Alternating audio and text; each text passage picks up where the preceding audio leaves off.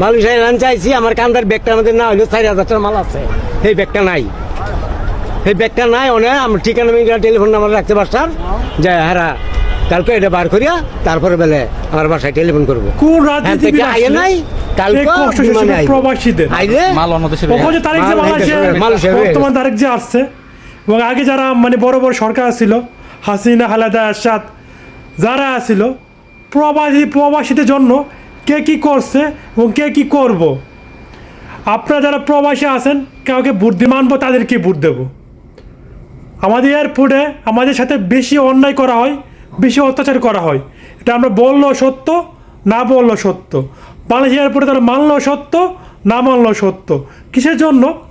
এয়ারপোর্টে আমাদের যে পরিমাণ হয়রানি করা হয়, মনে হয় না পৃথিবীর বিশ্বের কোনো জায়গার মধ্যে কোনো প্রবাসীকে এরকম মানে ওদের প্রবাসীদেরকে হয়রানি করা হয়। তো বাংলাদেশে এরকম প্রচুর হয়রানি করা হয় শুধু প্রবাসীদেরকে। এই ভিডিওটা দেখেন হচ্ছে, কিন্তু একটা টলি, একটা ভালো লাইটিং, ভালো পরিবেশ, কোনো কিছু না বাংলাদেশ এয়ারপোর্টের মধ্যে। ভাই, প্রবাসীদেরকে নিয়ে আমি সবসময় ভিডিও তৈরি করে যাবো ইনশাল্লাহ। কিন্তু আপনারা একটু কষ্ট করে ভিডিওগুলো শেয়ার করে দিবেন, যাতে সবাই দেখতে পারে। কী রে ভাই, প্রবাসীর সাথে কেন এরকম হয়?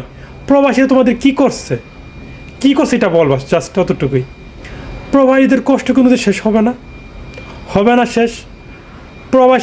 প্রবাসীরা বিদেশ প্রচুর পরিমাণ কষ্ট করে টাকা ইনকাম করে। এ টাকা দিয়ে ওরা টলি, বিটকিস এবং কার্টুন মাল সামানা সব এদের টাকা খরচ করে বাংলাদেশে যা। তারপর বাংলাদেশের মানুষের তাদের সাথে অত্যাচার করে, অনিয়ম করে, অশৃঙ্খলা করে, জুলুম করে, অত্যাচার করে। এটা কি কেউ মেনে নিতে পারবে? কেউ পারবে না। তো ভিডিওটা ভালো লাগলে লাইক, কমেন্ট করে, পারলে শেয়ার করে দেবেন, যাতে সবাই দেখতে পারে। আসসালামু আলাইকুম।